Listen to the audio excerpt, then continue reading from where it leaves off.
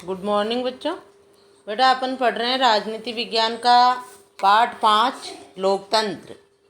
उसमें आज का हमारा टॉपिक रहेगा लोकतंत्र का आलोचनात्मक परीक्षण।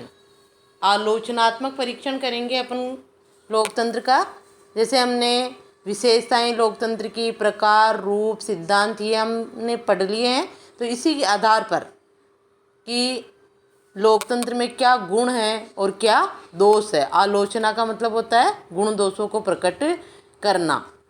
तो देखो, लोकतंत्र का आलोचनात्मक परीक्षण, किताब खोल लो आप लोग भी। एक और वर्ग जैसे विद्वानों ने पूर्ण लोकतंत्र को लज्जाहीन धारणा माना है, तो दूसरी ओर लावेल जैसे विद्वानों ने इसे सर्वश्रेष्ठ शासन माना है। अतः निष्कर्ष पर पहुंचने के लिए जरूरी है कि हम इसके गुण व दोषों का अध्ययन करें। अंडरलाइन कर लो, यहाँ 1 नंबर का इम्पोर्टेंट क्वेश्चन बनता है। बर्क, एक विद्वान है बर्क, जिसने लोकतंत्र को लज्जाहीन धारणा मानना है, अच्छा नहीं मानना है बर्क ने लोकतंत्र को। तो दूसरी ओर दूसरा विद्वान है लावेल। लावेल जैसे विद्वानों ने इसे सर्वश्रेष्ठ शासन माना है।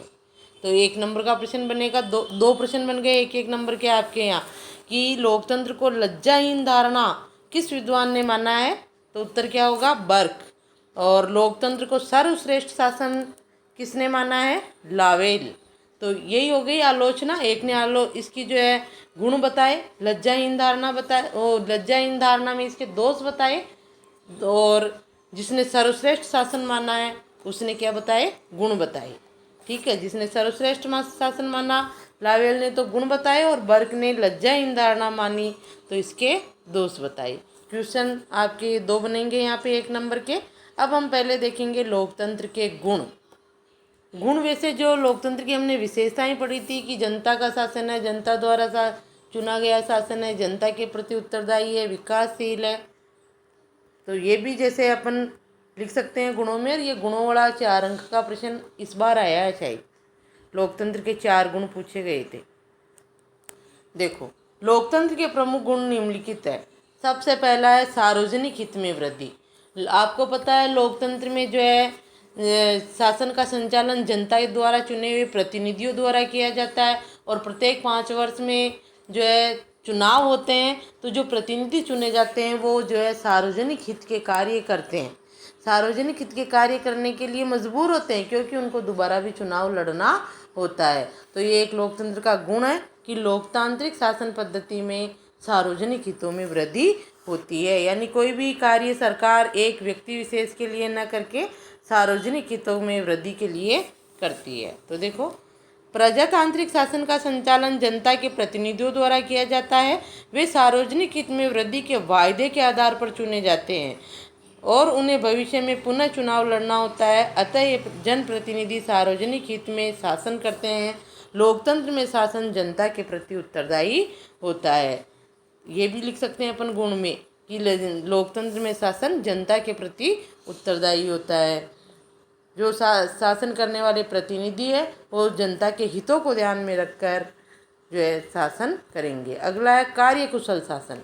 लोकतंत्र का एक गुण ये भी बताया गया है कि लोकतंत्र जो है एक कार्यकुशल शासन पद्धति है, क्योंकि इसमें जो है जनता के प्रति शासन जनता के प्रति उत्तरदायी होता है, और वो वही कार्य करता है जो जनता के हित में होता है। तो देखो, लोकतंत्र को सबसे अधिक कार्यकुशल शासन प्रणाली माना जाता है। लोकतंत्र की कार्यकुशलता के अनेक कारण हैं। जैसे इस शासन में नीतियां जनमत के अनुसार बनाई जाती है। अंडरलाइन कर लो, नीतियां जनमत के अनुसार बनाई जाती है। जनमत यानी जनता की राय, जनता की इच्छा के अनुसार नीतियां बनती है इसमें। अतः इनको लागू करने में जन सहयोग मिलता है। लोकतंत्र शासन जनता के प्रति उत्तरदायी होता है, अतः ये शासन की कार्यकुशलता को बनाए रखने की कोशिश करता है। यानी लोकतंत्र शासन प्रणाली एक कार्यकुशल शासन प्रणाली है। इसमें जो भी नीतियाँ बनती है वो जनता की इच्छा को ध्यान में रखते हुए बनती है, और लोग भी जो है उन नीतियों को पूरा करने में शासन का सहयोग करते हैं। इसलिए ये एक कार्यकुशल शासन प्रणाली है। अगला है सार्वजनिक शिक्षा का साधन भी बताया है लोकतंत्र को। कि जैसे इसमें जनता भाग लेती है, जनता वोट देती है अपने नेता के अच्छा बुरा, कि इसने तो 5 सालों में कुछ काम ही नहीं किया तो अगली बार वो बदल भी देती है। तो इससे जो है लोगों को सार्वजनिक शिक्षा मिलती है, राजनीतिक शिक्षा मिलती है। देखो, लोकतांत्रिक शासन में जनता सार्वजनिक समस्याओं पर अपनी राय प्रकट करती है। सामान्यतः जनता जनमत निर्माण के साधनों तथा, इस पर अंडरलाइन कर लो, सार्वजनिक शिक्षा का साधन किसे? जनता जनमत निर्माण के साधनों। जनमत निर्माण के साधन कौन से हैं? ये आपके रेडियो है, अखबार है, सोशल मीडिया वगैरह जो भी है, ये जनमत निर्माण के साधन है। जनमत निर्माण के साधनों तथा आम चुनावों के माध्यम से विभिन्न समस्याओं पर अपना मत प्रकट करती है। सामान्य नागरिक अपने अधिकार व कर्तव्यों के प्रति जागरूक होता है। ये भी जो है एक सार्वजनिक शिक्षा का माध्यम है लोकतंत्र में, कि प्रत्येक नागरिक को लोकतांत्रिक शासन में अपने अधिकार और कर्तव्यों का पता होता है। उसे किसे अपना शासक चुनना है, किसे नहीं, किसे हटाना है, तो ये सब जो है जनता इसके लिए जागरूक रहती है, इसलिए वो सार्वजनिक शिक्षा का साधन है। सार्वजनिक शिक्षा या राजनीतिक शिक्षा भी कह सकते हैं हम इसको। तो सामान्य नागरिक अपने अधिकार व कर्तव्यों के प्रति जागरूक रहता है और बड़े हितों के लिए छोटे हितों का त्याग करना सीख जाता है। इस गुण के कारण ही गेटले ने लोकतंत्र को नागरिकता की शिक्षा प्रदान करने वाला स्कूल कहा है। अंडरलाइन कर लो, 1 नंबर का इम्पोर्टेंट क्वेश्चन। ये जैसे लोकतंत्र को नागरिकता की शिक्षा प्रदान करने वाला स्कूल किस विद्वान ने कहा है? किसने कहा है? गेटेल ने। गेटेल ने लोकतंत्र को नागरिकता की शिक्षा प्रदान करने वाला क्या कहा है? एक स्कूल कहा है। गेटेल ने कहा है कि लोकतंत्र में नागरिक जो है राजनीति की शिक्षा प्राप्त करते हैं और उससे जो है वह जागरूक होते हैं, अपने अधिकारों और कर्तव्यों का पालन करते हैं। ये किसने कहा? गेटेल ने। ये 1 नंबर का प्रश्न बनेगा, इम्पोर्टेंट दिया हुआ भी है मेरा। और एक प्रश्न आपसे 1 नंबर का ये भी पूछा जा सकता है, सिंपल प्रश्न, कि लोकतंत्र के कोई 2 गुण लिखिए। या देखो बेटा, लोकतंत्र के गुण या फिर पक्ष में तर्क, ये लोकतंत्र के पक्ष में तर्क भी कहे जाएंगे। यही लिख लो आप, यहाँ लिखो, ये लोकतंत्र के क्या है? गुण है। और पक्ष में तर्क, जैसे लोकतंत्र के पक्ष में 2 तर्क दीजिए, तो आप कोई भी 2 लिख दो, कि सार्वजनिक हित में वृद्धि, कार्यकुशल शासन, पक्ष में तर्क, ठीक है। और दोष होंगे विपक्ष में तर्क, ये ध्यान रखोगे आप। पक्ष में तर्क आ जाए तो आपको गुण ही लिखने हैं लोकतंत्र के। 1 नंबर का आए तो 2 कोई से भी पॉइंट लिख दो, और जैसे इनमें से बीच में प्रश्न कोई सा भी बन के आ जाए तो इनमें से लिख दो। जैसे लोकतंत्र को लज्जाहीन धारणा किस विद्वान ने माना है? क्या उत्तर होगा सोचो। लोकतंत्र को सर्वश्रेष्ठ शासन प्रणाली किसने कहा है? और लोकतंत्र को नागरिकता की शिक्षा प्रदान करने वाला स्कूल किसने कहा है? ये 3 प्रश्न तो बन ही चुके हैं। एक जो है कोई से भी पक्ष में तर्क दीजिए या 2 गुण बताइए, तो उसमें कोई से भी 2 पॉइंटों के नाम लिखने होते हैं बस 1 नंबर में। अगला है नैतिक शिक्षा का साधन भी है लोकतंत्र। देखो कैसे नैतिक शिक्षा, नैतिक लोकतंत्र पढ़ा था ना अपन ने, तो इससे नैतिक शिक्षा भी मिलती है। इससे जो है लोग जैसे समूह में रहते हैं, एक दूसरे के प्रति जो है नैतिकता, पवित्रता की भावना रखते हैं, मिलकर राजनीतिक अधिकारों का प्रयोग करते हैं। मान लो जनता ने कोई कानून ऐसा बना दिया तो उसका जो है मिलकर विरोध करते हैं। सामूहिकता की, भाईचारे की भावना होती है, की शिक्षा मिलती है इसमें। देखो, नैतिक शिक्षा का साधन, लोकतंत्र शासन व्यक्ति को नैतिक शिक्षा प्रदान करता है। नैतिक शिक्षा प्रदान करता है लावेल के अनुसार। अब इस पे अंडरलाइन करो, लावेल, जिसने सर्वश्रेष्ठ शासन माना है ना लोकतंत्र को, उसने लावेल के अनुसार लोकतंत्र व्यक्ति को नैतिक पवित्रता की भावना, लोकतंत्र व्यक्ति की नैतिक पवित्रता की भावना को मजबूत करता है। ब्राइस के अनुसार जब लोकतंत्र में व्यक्ति को राजनीतिक अधिकार मिलते हैं तो उसके व्यक्तित्व का विकास होता है। ये भी है, ये भी अंडरलाइन कर लो। लोकतंत्र में व्यक्ति को राजनीतिक अधिकार मिलते हैं ना, हमारे 6 मौलिक अधिकार लोकतांत्रिक शासन पद्धति में ही नागरिकों को दिए गए हैं, तो उसके व्यक्तित्व का विकास होता है और वह कर्तव्य प्रिय हो जाता है। ये किसने कहा है? ये भी 1 नंबर का प्रश्न बन सकता है आपके, कि लोकतंत्र में व्यक्ति को राजनीतिक अधिकार मिलते हैं तो उसके व्यक्तित्व का विकास होता है और वह कर्तव्य प्रिय हो जाता है। ये विचार किसके हैं? ब्राइस के। और लोकतंत्र व्यक्ति की नैतिकता व पवित्रता की भावना को मजबूत करता है। ये विचार किसके हैं? लावेल के। तो यहाँ भी आपके 1 नंबर के प्रश्न बनेंगे। व्यवहार में हम देखते हैं कि लोकतंत्र में व्यक्ति परिवार की संकीर्ण सीमाओं से निकलकर सार्वजनिक हित तक विस्तृत हो जाता है और वह साथी नागरिकों के साथ सहयोग, सहिष्णुता, उदारता व सहानुभूति का व्यवहार करने लगता है। इसमें लोकतंत्र में व्यक्ति संकुचित नहीं होता है, अपना और अपने परिवार का हित नहीं सोचता है। वो जो है बाहर निकलकर सभी के हित की बात करता है। कोई कानून अगर सभी के लिए बनवाना, उसकी मांग करनी है, तो व्यक्ति जो है सभी के साथ होता है। किसी का विरोध करना है तो उसके साथ होता है। इस तरह से जो है भाईचारे की भावना का विकास होता है और लोगों को नैतिक शिक्षा मिलती है लोकतंत्र में। अगला, देशभक्ति की शिक्षा। देशभक्ति की भावना तो आती है लोकतंत्र में। ये तो हम देखते ही हैं कि लोकतंत्र में जो है राज्य को किसी शासक वर्ग की संपत्ति नहीं माना गया। हमारा देश है, हम क्या कहेंगे? हमारा। प्रत्येक व्यक्ति ये कह सकता है कि भारत मेरा देश है, हम हमारे देश के लिए प्राण भी न्यौछावर कर सकते हैं, ये वो शब्द। तो देशभक्ति की शिक्षा मिलती है लोकतंत्र में। लोकतंत्र राष्ट्र प्रेम की भावना का भी विकास करता है। लोकतंत्र में राज्य को किसी शासक वर्ग की संपत्ति नहीं माना जाता है, अपितु उसे जनता की संपत्ति माना जाता है। इसलिए लोगों में देशभक्ति की भावना होती है। पहले राजतंत्र होते थे तब वो राजा का राज्य होता था, ठीक है। तो वो जनता राजा, देश के प्रति स्वामी भक्त न होकर राजा के प्रति स्वामी भक्त होती थी राजतंत्र में। लेकिन लोकतंत्र में ऐसा नहीं है। देश किसी की संपत्ति नहीं है, शासक वर्ग की संपत्ति नहीं है। वो आज है, 5 साल तक हो सकता है, अगले साल उसकी कोई पूछ ना हो, ऐसा होता है लोकतंत्र में। लेकिन जनता की संपत्ति देश हमेशा रहेगा। इसलिए जो है इससे देशभक्ति की शिक्षा मिलती है। इससे जनता में राष्ट्र के प्रति प्रेम व अपनत्व का भाव विकसित होता है। प्रत्येक नागरिक अपने देश को मेरा देश कह सकता है। और मिल के शब्दों में, अंडरलाइन करो, मिल के शब्दों में लोकतंत्र देशभक्ति की भावना को बढ़ाता है। किसके शब्द है? मिल के। प्रश्न बनेगा बेटा, 1 नंबर का इम्पोर्टेंट क्वेश्चन है ये। लाइन आएगी, लोकतंत्र देशभक्ति की भावना को बढ़ाता है। ये किस विद्वान के शब्द है या किस विद्वान के का कथन है? तो किसका है? मिल का। लोकतंत्र देशभक्ति की भावना को बढ़ाता है, ये शब्द किसने कहे? मिल ने। अगला देखो, क्रांति से सुरक्षा। ये भी एक लोकतंत्र का सबसे बड़ा गुण है। लोकतंत्र में क्रांति से सुरक्षा होती है। पहले राजतंत्र में राजा अपने साम्राज्य विस्तार के लिए अधिकतर लड़ते रहते थे, युद्ध होते ही रहते थे। लेकिन लोकतंत्र में क्रांति से सुरक्षा मिलती है। क्रांति की आशंका ऐसे राज्यों में होती है जहाँ शासन की शक्ति किसी एक वर्ग के हाथ में होती है, जैसे शासक वर्ग के हाथ में, लेकिन यहाँ तो पूरी जनता के हाथ में है। लोकतंत्र में स्थिति इससे एकदम विपरीत है। इसमें क्रांति की आवश्यकता नहीं होती है। लोकतंत्र में शासन जनता के प्रति उत्तरदायी होता है। लोकतंत्र के में सभी पक्षों को अपनी बात कहने तथा चुनाव लड़ने का हक होता है।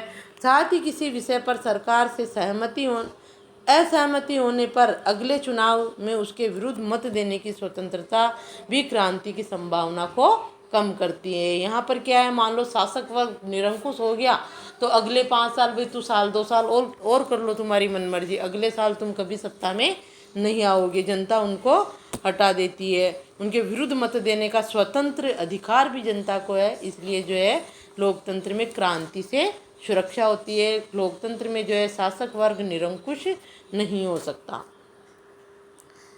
समानता और स्वतंत्रता पर आधारित शासन है।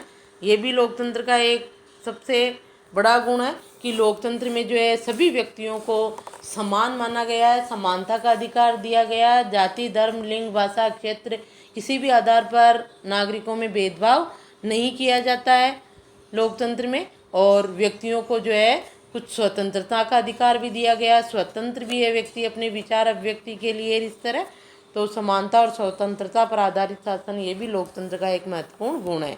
लोकतंत्र व्यक्ति की समता व स्वतंत्रता की धारणा को स्वीकार करता है। ये व्यक्ति में जाति, धर्म, भाषा, लिंग आदि के आधार पर भेदभाव नहीं करता है, अपितु सभी व्यक्तियों के लिए विधि की समानता यानी कानून के समक्ष सभी व्यक्ति समान है और विधि के समान संरक्षण में विश्वास करता है और कानून भी सभी का समान रूप से आदर करता है, सभी का समान संरक्षण करता है। यानी कानून के सभी समक्ष सभी समान है और कानून सबके लिए समान है। समान संरक्षण में विश्वास करता है और नागरिकों को स्वतंत्रता का अधिकार प्रदान करता है लोकतंत्र। अगला है स्वतंत्र व निष्पक्ष न्यायपालिका की स्थापना। लोकतांत्रिक शासन व्यवस्था जहाँ पर होती है वहाँ पर जो है स्वतंत्र और निष्पक्ष न्यायपालिका होती है। सरकार के 3 अंग होते हैं, कार्यपालिका, व्यवस्थापिका और न्यायपालिका।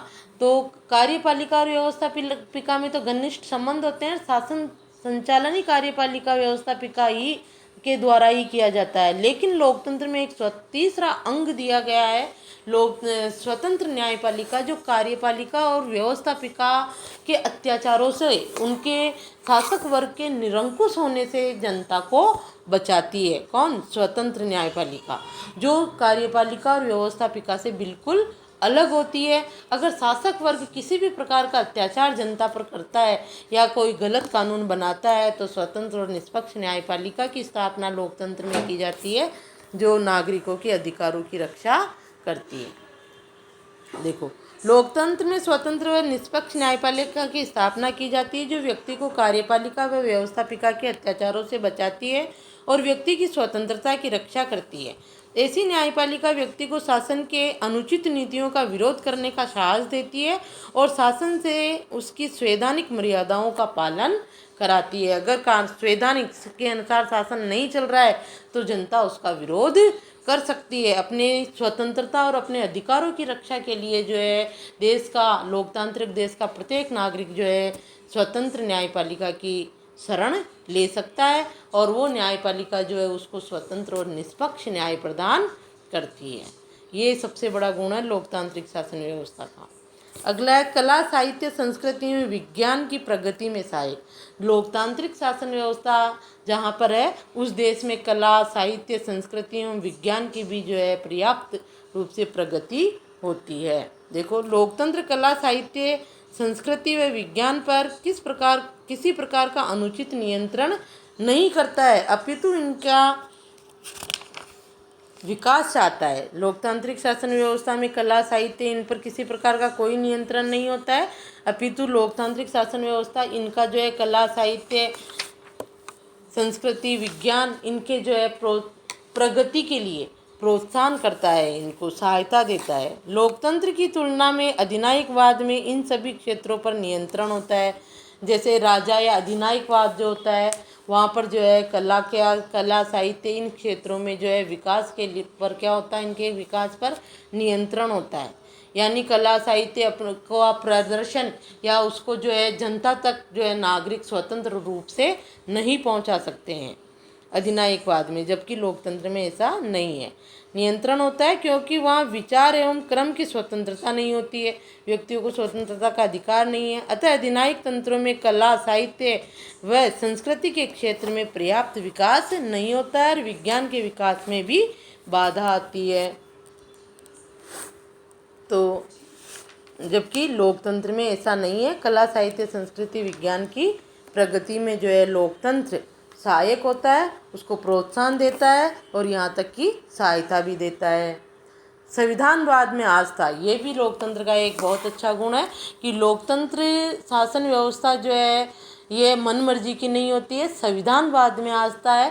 प्रत्येक लोकतांत्रिक देश का जो एक संविधान होता है और वो शासन व्यवस्था उस संविधान के अनुसार ही चलती है। हमारे देश का भी संविधान है और संविधान जो है लोकतंत्र को जो है स्वेच्छाचारी होने से बचाता है, निरंकुश होने से बचाता है और एक सीमित शासन रखता है कि आपको इसी दायरे में रहकर जो है अपने शासक की शक्तियों का प्रयोग करना होगा शासक वर्ग के लिए। तो देखो, संविधानवाद में आस्था, लोकतंत्र संविधानवाद में आस्था रखता है। इसका अर्थ है कि लोकतंत्र व्यक्ति के स्वेच्छाचारी शासन के स्थान पर विधि के शासन में विश्वास करता है। स्वेच्छाचारी या निरंकुश शासन नहीं होता है, विधि यानी कानून के अनुसार, संविधान के अनुसार जो है शासन किया जाता है। लोकतंत्र में विश्वास करता है और वह ऐसी विधि को स्वीकारता है जो व्यक्ति की स्वतंत्रता को स्वीकारता हो इसका सरल अर्थ है कि लोकतंत्र निरंकुश शासन की जगह सीमित शासन में विश्वास रखता है और शक्ति के विकेंद्रीकरण को स्वीकार करता है। लोकतंत्र में शक्ति का विकेंद्रीकरण भी होता है। अपन ने पढ़ा था बहुलवादी सिद्धांत में कि जो है सिर्फ शासक वर्ग के हाथ में ही सब कुछ नहीं होता है। शासक वर्ग अगर करना चाहे कुछ भी तो नहीं कर सकता है। हित समूह, दबाव समूह, विरोधी दल है, वो सब उन पर जो है नियंत्रण रखते हैं। और अंत में जनता का भी उस पर नियंत्रण होता है। जनता उसका विरोध कर सकती है खुले में। तो इस प्रकार शासन की शक्ति का क्या होता है, लोकतंत्र में विकेंद्रीकरण होता है। जो संविधान के अनुसार संविधान में आस्था रखते हुए शासन किया जाता है। सबसे बड़ी बात है लोकतंत्र में ये कि संविधानवाद में आस्था रखकर सत्ताधारी दल को या जो सत्ता में है अपने नेता लोग उनको निरंकुश होने से बचाता है। शक्तिशाली शासन व्यवस्था। लोकतंत्र एक शक्तिशाली शासन व्यवस्था है। लोकतंत्र व्यक्ति में राष्ट्र प्रेम पैदा करता है और यह जन सहमति पर आधारित शासन है। जन सहमति, जनता की सहमति पर आधारित है।